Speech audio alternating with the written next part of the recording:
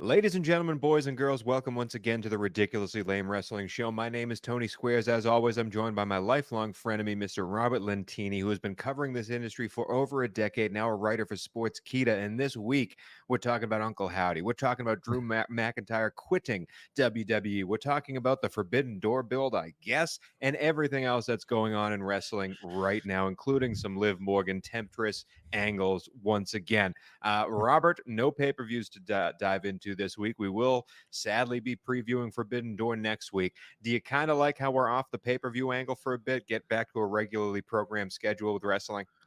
Yeah, it's been ridiculously too much for too long. I'm glad Clash at the Castle kind of felt like a giant house show, like you said about the Saudi shows. Clash at the Castle kind of felt the same. So I'm ready for just a normal week of television before we dive into freaking Forbidden Door next week, which I'm not looking forward to at all, but I'll pretend like I am next week. He's working on his pronunciations, Yeah. folks. We'll see if he gets those by this time next week. But let's dive into the main card this week with the curtain jerker, and it is finally the debut of Uncle Howdy himself.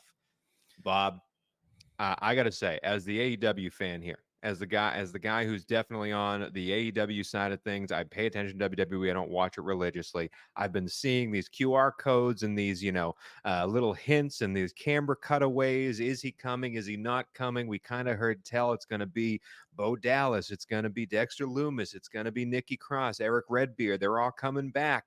And yet, so I was looking at it as the outsider fan going like, all right, is this really going to be as cool as, they've really building this up. They really got to pay it off. And my man, they paid it off. I thought this entrance, this introduction, the way they did everything was perfectly done and shows you how far they've come production-wise over the past few months.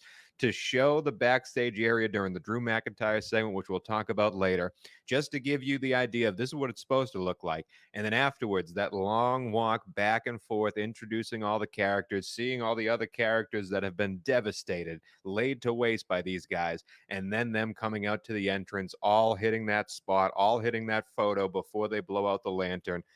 Man, it was awesome. What did you think as a WWE fan? Uncle Howdy is here. I thought this segment was great. What that means moving forward is what I'm not so sure it's going to work as great as it was on Raw for moving forward. But the way they introduced them was perfect, as you said. And also, Uncle Howdy had the red ring on top, Bray Wyatt's iconic red ring logo. They played tons of little Easter eggs and tributes to Wyatt if you watch closely. I'm not entirely sure who they attacked besides Chad Gable. I've been trying to work that out. It's too blurry. If Triple H is in there, they got a hell of a story. I want that Triple H to come out next Monday or on SmackDown with a wound on his head. Just be like, I was in the hospital for 4 days, this son of a bitch, Uncle Howdy. Like, I want that. But I really enjoyed this. But I am like curious, is like, because Eric Rowan is Ramblin' Rabbit. That was him in that mask. Is he going to be wrestling as Ramblin' Rabbit? Because if that's the case, I don't think this is going to work. If they're walking around and they do the creepy attacks and then he takes off the mask in the ring and it's like, oh my God, that's Eric Rowan. Maybe it could work. But if he's wrestling as Ramblin' Rabbit, like Ramblin' Rabbit versus like Ilya Dragunov on Raw, I don't know about that. Like that, but the cinematics, the production value is what stands out to me. It was just great. The door entrance, they called back to his door that he came through at Extreme Rules 2022, Bray Wyatt, that is, during his return. They had that same door, that creepy door, and the smoke in the back was a little ridiculous. Chad Gable looked like he was shot in the head. We'll talk about that, but like I said, it was a great moment. They teased it for months and months. I thought it was getting a little too long with the teases. I'm glad he finally showed up and it worked. Now let's just see where do they go from here, because my problem with Bray Wyatt, I liked Bray Wyatt as a character. I thought it was an absolutely excellent promo, but it felt like everything he did was like half-baked or half thought out. He had a great idea initially, and then the next week it's like, well, I have no idea how to follow up on that. So that's what I don't want to see. I wanted to see them honor him in the right way and have a plan, stick to it. But we'll see. But, yeah, those are my thoughts on that segment. I really enjoyed it, but I'm nervous for the future of the stable. I really think this only changes if they take off the masks when they wrestle. Like, I really think they can do everything else that they've been doing. They can do all the scary horror shit. They can do it all. Just even with The Fiend, as cool as that mask was, when they dimmed the red lights and had him wrestle in the mask, like, we are creatures that feed off of each other's faces, that feed off of each other's emotions. And if I can't see a person, then I can't connect with that person. So if Mercy the Buzzard and all these other guys keep their masks on while they wrestle, like in actual matches, not when they attack people, not when they enter the ring and scare people, keep the masks on for that. I'm talking about when they get down to business and have a 20-minute match against someone. I cannot have these masks on. Like, I need to see people's faces, and that goes for Uncle Howdy too. As cool as that mask is, that goes for Uncle Howdy too. But am I wrong in saying that? Like, I need to see emotion. No, I thought the red light thing that Bray Wyatt did was one of like the prime examples of like someone needs to tell him no. I thought that was the worst. Whoever's idea, that might have been Vince. Yeah, like, true. Whoever, that's true. Whoever was in charge. Triple H has obviously a better brain for like modern wrestling and what will work than Vince McMahon. But that red light thing was terrible. I thought his last match with LA Knight, the pitch black match with the Mountain Dew pitch black match, I wasn't a fan of that either. So like those were his like. That was his idea, like at the pitch black things. He has one of, in my opinion, the best matches over the past 5-10 years at WrestleMania with John Cena, when they were forced to wrestle without fans, and they had to adjust, and they went crazy with that match, and that was pure cinematics, and I thought that was one of the coolest things I've ever seen.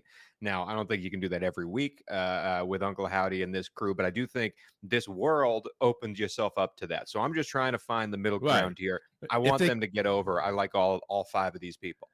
They can do the supernatural thing a little bit, I guess, but I don't want them to go crazy with it like they did with Bray Wyatt sometimes. Like he was wrestling Randy Orton at WrestleMania, and all of a sudden there's worms projected on the ring. I don't know if you remember that. Like I didn't enjoy that. Like let's keep it a little bit in reality here. Like that's not what I'm talking about with stuff I don't want. I don't want like Uncle Howdy wrestling, and then all of a sudden the lights go off, and he's on the other side of the ring. Like I don't want that shit. Like I don't want goofy stuff like that. Like, have it be creepy, but when they step in the ring, they're human beings. They're not mythical figures. They're people under a mask. You know, I want that to be all that, and I'm about to retract everything I just said because of what you just said. Wasn't Kane brought to us this way?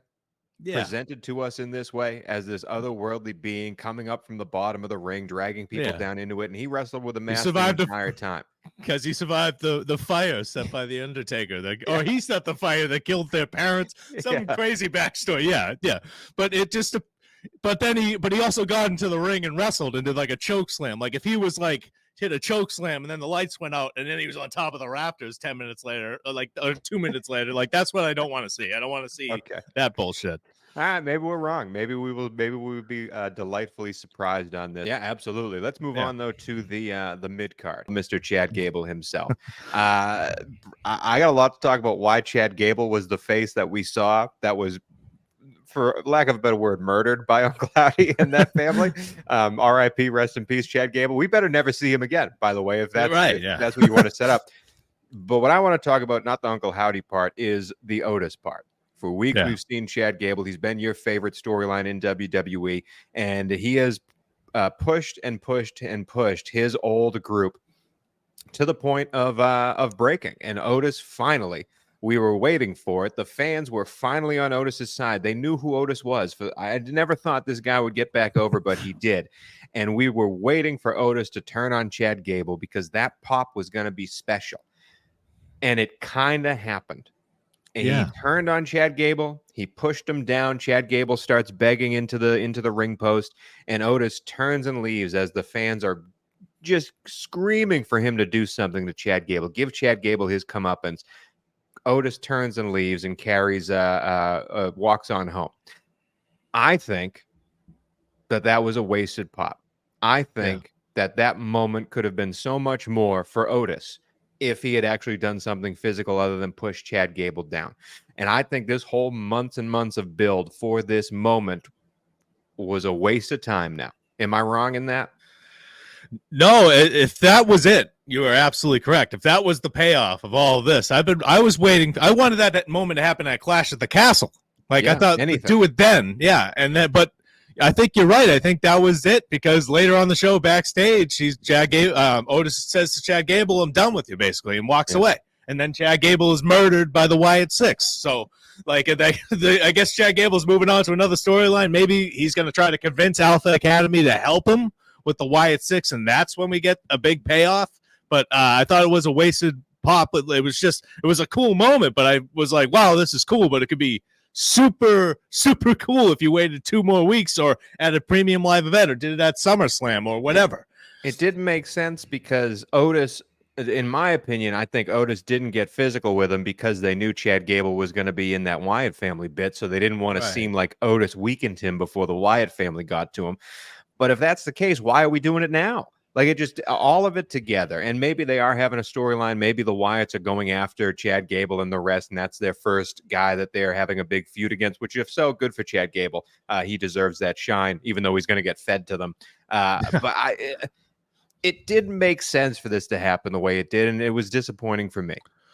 Yeah, I mean, it's just like Chad Gable has lost like 15 Intercontinental Championship matches, something like that. So is he done with that? Like, that's over? Like, that, yeah, like, that was kind of a dud. Like, their match at Clash of the Castle, Sami Zayn and Chad Gable, was okay. I thought it was going to be better. Like, I thought we were getting something big, or like I said, like Otis as a special guest referee at SummerSlam. Yeah. He's torn, like something like that. And that's when he pushes him over, and everybody's like, fuck yeah, he's finally stood up to him. But now we just get it on a random Raw, and it's the storyline's over. Like, that sucks. That's awful. That does suck. That does suck.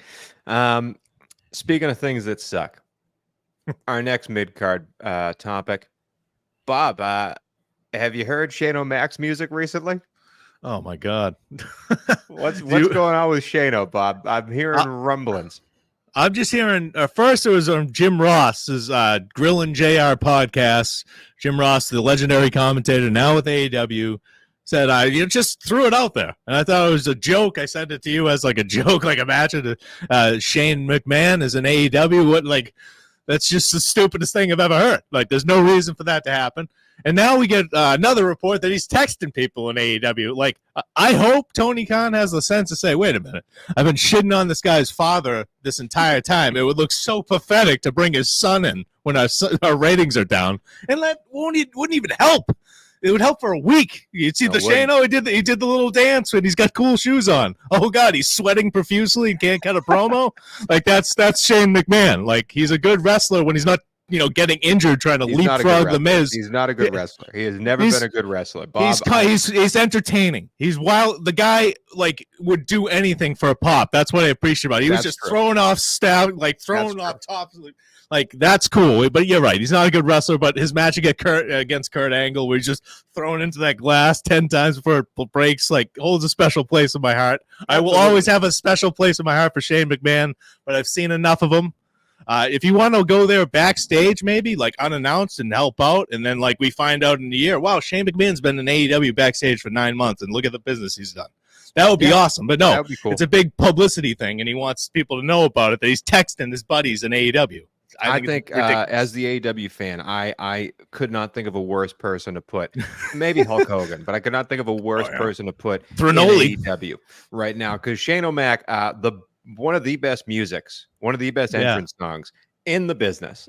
I play it as my walk-up music for my softball games that I play in my co-ed softball league. Okay, it's awesome. Wonderful music. But everything after that, Here Comes the Money, is bad. Okay, Shane O'Mac's dance is bad, his promo is bad, his wrestling is bad. He will absolutely put his body on the line to get a pop, and I respect for what he's done in the business in that sense.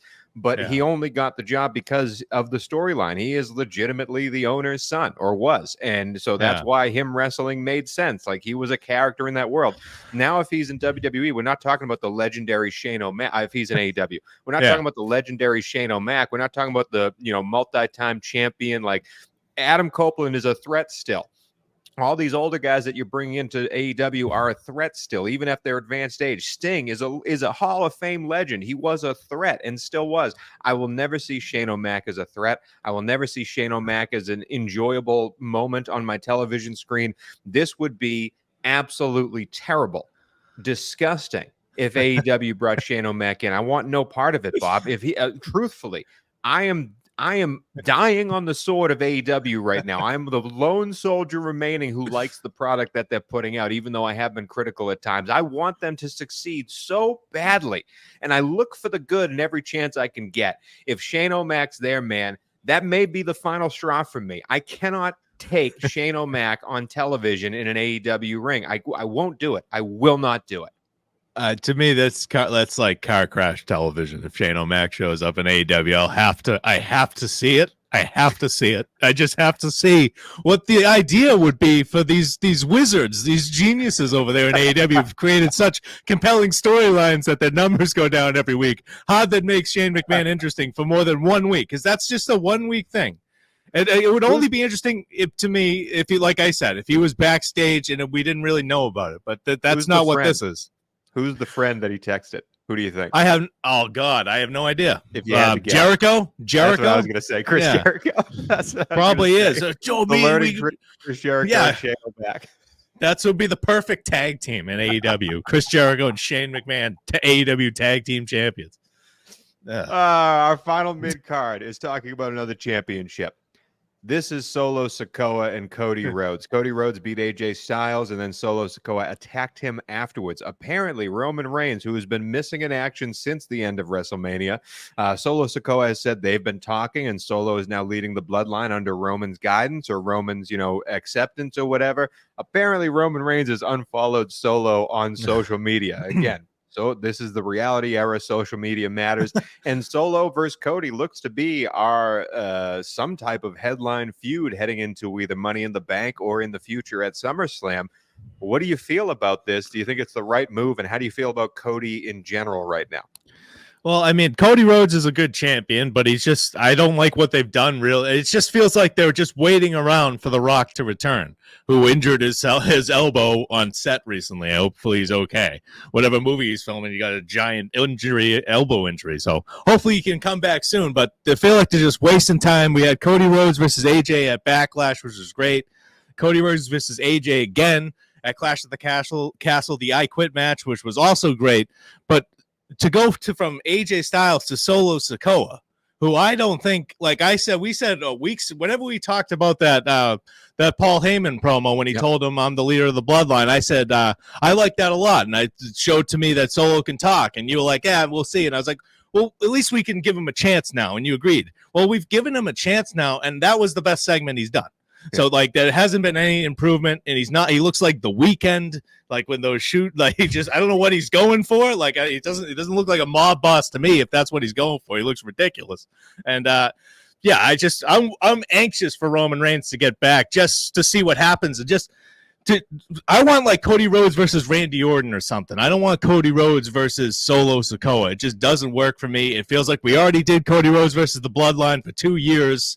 I'm not ready to get back into that. So if that's the direction, Cody Rhodes versus Solo Sikoa at Money in the Bank, I'm not that into it. I'm more interested in Seth Rollins versus Damian Priest if that's what they do for the undisputed WWE Championship. I'm more interested in what they got going on Raw then. I hope we don't see Cody versus Solo at Money in the Bank. I hope they stretch that out to SummerSlam, because I do believe with a long build, like if Solo's attacking him now and continues to be a thorn in Cody's side all the way up to SummerSlam, I think that's a great payoff for Roman's return at that big show. So I hope we don't burn it now. And I do think Randy versus Cody would be a great, great, great match. And that they had that little look where Randy's looking at the belt after he comes and saves him. You could build that into Money in the Bank and be okay. I feel like we're burning too fast if we go at Money in the Bank, because as you said, I don't think Solo's ready. I don't think his character's ready. I don't think the build is ready. Overall for Cody, though, before we move on to the main event here, how do you feel about his reign so far? We're a few months in now. Yeah, it's been like good matches, but it's just been okay. Like I said, it feels like filler. He's facing up like Liv Morgan. I'm just the comparison. She's going to be facing likely Zelina Vega, defending a title against her. There's no way in hell Zelina Vega is going to win that match, so I'm not really interested, because they're just killing time until Rhea Ripley returns. Yeah. It's Solo Sikoa versus Cody Rhodes. I feel like we're just killing time until Roman Reigns returns. Oh, I don't know. I've been underwhelmed with 2 AJ Styles victories. I just was expecting a little more. I feel like they didn't have that much of a plan. Like after it's like, all right, Cody Rhodes on the chase for the title has been much more entertaining than him as champion. Yeah. Maybe he can face Hechicero at Money in the Bank. Oh, yeah. Oh, God. Poor MJF, Well, Bob, man. Well, Bob, it's time for the main event. I got to say, Bob, I'm surprised, man. We talked for weeks about Drew McIntyre's contract situation, and then we heard that he re-signed with a big contract with WWE, and now he's quit. Now he's gone. He will never be back in WWE. Is that a surprise to you? Yeah, it's devastating. If that was the true story, it'd be devastating. They just signed this guy and he quit a week later. It'd be horrible. But he's not actually quitting, right? Let's hope. Not? No. Well, I'll talk about what happened here. Let me talk about Clash at the Castle first with what Drew McIntyre, because I thought it would be a huge mistake if Drew McIntyre didn't win the title, and I still kind of feel that way, but I understand why they did it, because CM Punk versus Drew McIntyre doesn't need the title. In case you're living under a rock, Damian Priest faced Drew McIntyre at the pay-per-view in the main event. McIntyre had the match won with the Claymore, but the referee was taken out. CM Punk runs in a ref shirt, but refuses to count to 3. Go ahead. Another excellent production angle, by the way. The camera angle on that CM Punk entrance was perfect. Yeah, and then he just he didn't count to 3. He counted to 2. The crowd was booing him a little bit, but he was standing there celebrating. Like McIntyre said he was going to get jumped. Obviously, that wasn't the case. And then Priest won. And then earlier in that match, I thought Priest was about to lose a leg. Yeah. He got his leg caught in the ropes, but thankfully came out of that match unscathed somehow. But it's going to be Damian Priest versus Seth Rollins, with the winner facing Gunther at SummerSlam. So Drew McIntyre, I don't think it factors in to the title picture for months. So in storyline, he's just pissed that CM Punk was getting praised. Triple H was talking about how great it is to have CM Punk back in the company in the press conference. So in storyline, he's irate at the company and quit on Raw, deleted all of his social media.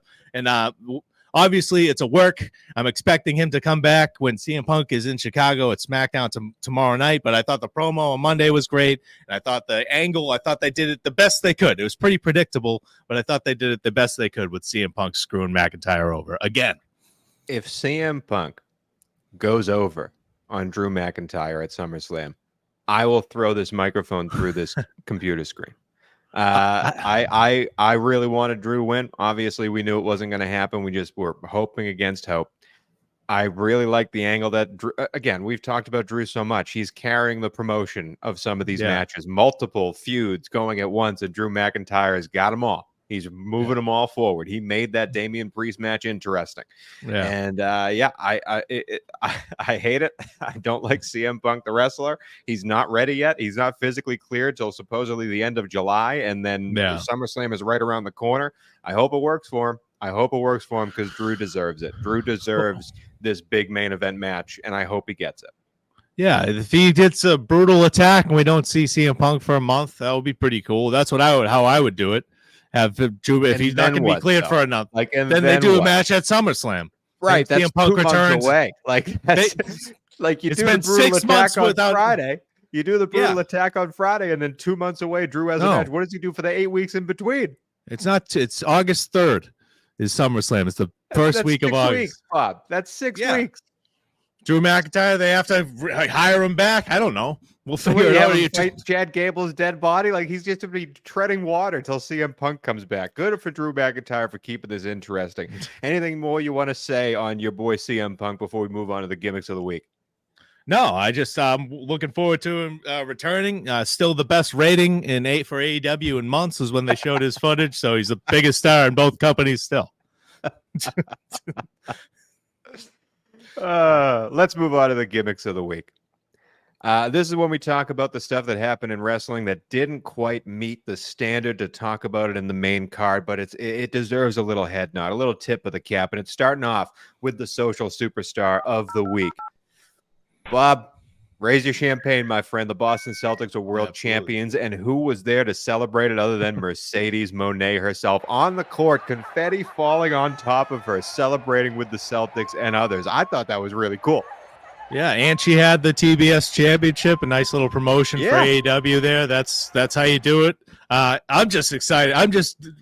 to not talk about wrestling for 20 seconds. I'm just relieved the Celtics finally won. I had know. about 10 panic attacks. They won 16 out of 19 games in that run, and I thought they were losing every one of them. That's how much of an idiot I am. So I'm just glad it's over with, and I'm happy we can all celebrate, because I was like getting to the point, like, if they don't win this one, they're never winning. Like, that's where I was. Exactly. I was like, I'm just excited. So social superstar Mercedes Moné.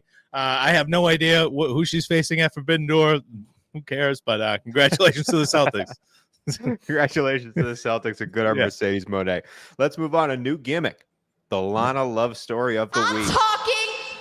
We were trying to find a way to talk about the romance angle in some of these promotions, because it does matter. It does matter. Yeah. They do feed into the feuds. And we got to give it the first ever one. It has to go to Liv Morgan and Dominic Mysterio. Happy Father's Day indeed. The unzipping of the sweater. Liv Morgan constantly posting to social media thirst traps in Dominic Mysterio gear. I mean, what more could you want, Bob? What more could you want? Well, it's the Happy Father's Day daddy thing that's just so great. And she's wearing the dad. She's got daddy, like a daddy bracelet on. Rhea Ripley's nickname is Mommy. They're just taunting it. She's trying to steal Dominic Mysterio. We still haven't really gotten any follow-up on what Finn Balor did with that room key. Maybe we'll get something on that, or if that was just something to kill a week, who knows? But it's just phenomenal. It's basic. Just Liv Morgan, attractive woman, trying to ruin this guy's life by seducing him. It's great. I love it, because I couldn't resist. I don't know how Dominic Mysterio is resisting. He probably isn't in storyline, and then we're going to find out about that. But I just really love it. And Liv Morgan on social media has been great in this storyline. Just perfect so far. I've been a big fan. Let's move on to the Gobbledygooker debut of the week. One of the biggest rated videos in NXT or WWE history since WrestleMania. It's the man himself. Say his name and he appears. I believe in Joe Hendry coming out for the Battle Royal, delivering a promo to all other men in the ring, and then getting eliminated almost immediately, and then continuing the promos to Shawn Michaels after the fact. Man, you texted me this when this happened, that you were so happy that this guy got this moment, because he's been around for a while, and you like seeing stuff like this happen to people who deserve it. So I'll let you speak on Joe Hendry here. Well, he's just like, he's not gonna blow you away in the ring when you watch him. He's a solid wrestler, but he's just a great character guy, a great comedic guy, and he's been for years just doing these parody songs about no names, and just his entrance music released as a single, and it just randomly hit. That song has been around for years. He didn't come up with that last month so it just was a random thing, and I love seeing him there. And he could work in WWE. They have like the Miz TV stuff. They have all, like, he could do that, and it just was really cool to see after like years and years. Like, I never followed him extensively, but I would see videos of him years ago, and I was like, wow, this guy's really fun. I hope he's in WWE someday. And then I'd forget about him. So just seeing him like a decade later, when I started watching him finally get his moment, and that video has 7 million views now, just on Twitter, just on X, not counting in YouTube. That's insane. So that's the whole WWE looks at stuff like that. The whole reason they brought in Punk back was just because publicity. So I think they're going to, I don't know. I'd love to see him on the main roster. He's 36. He doesn't really need to be in NXT. He's been wrestling for a long ass time. He's got to learn the hard cam stuff for WWE, but I'd love to see him on the main roster. I think it's great. Comedy stuff before to great success. I mean, even the Elias stuff back when he had the guitar. Exactly. They do good stuff when it comes. It's a variety show. And Joe Hendry fits a certain form of that variety, and I'm happy, man. The grind. He has been doing the grind for so goddamn long, and now he gets his moment to shine. I hope to see it continue, and not just for the Forbidden Door season of June that we are in. Last thing I want to talk about, the return of the week, and it goes to our man Seth Rollins. A surprise to me. I thought he was going to be gone for a lot longer. Apparently healthy and good to go. Yeah, that's awesome. And he's going to be, he returned, and Damian Priest interrupted him. And I think it was Damian Priest who actually challenged, who offered the match for Money in the Bank. He said, I'll defend my title against you at Money in the Bank. So I love that. Like, if I were booking this, I would not have Seth Rollins win the title back. I think Seth Rollins versus Gunther would be a better match at SummerSlam, but I would have Seth Rollins lose just to put over Priest even more, because Seth Rollins is kind of untouchable at this point. But great to see him back. and he got a good pop. And yeah, I was surprised as hell. I thought he was gonna he beat CM Punk back. It's incredible. The that torn man's meniscus. body was broken. Yeah. Remember him trying to get into the ring to hit Roman Reigns with a chair in the main event of WrestleMania, and then he gets speared and thrown out like he couldn't move, and yet beat CM Punk back. Who knew? Who knew that would happen? That's it for the gimmicks of the week. Let's end with the headlines of the week. This is when we tell you what the story is going to be, what the wrestling world will be talking about at this point next week in the world of wrestling. Normally I go to Bob first for the WWE angle, but I can tell he hasn't written a headline down yet. So let me start with my AEW headline. At this point next week, we're going to be talking about how is Will Ospreay versus Swerve Strickland worth $49.99? Because there is nothing else on this Forbidden Door pay-per-view that's going to make you want to buy it. But do you spend that money to buy those two facing each other? Because that's the only reason. That's the only build they got going. That's the only card on the match on the card that matters. And that's sad. I don't know the answer to that question. We will answer it next week on our show. Bob, what is your WWE headline? I think that if they I'll just throw it as hypothetical. If they ran a WWE versus TNA Forbidden Door right now, would it generate more interest than what AEW is doing? 1,000%. Yeah, so I just think nobody cares about TNA.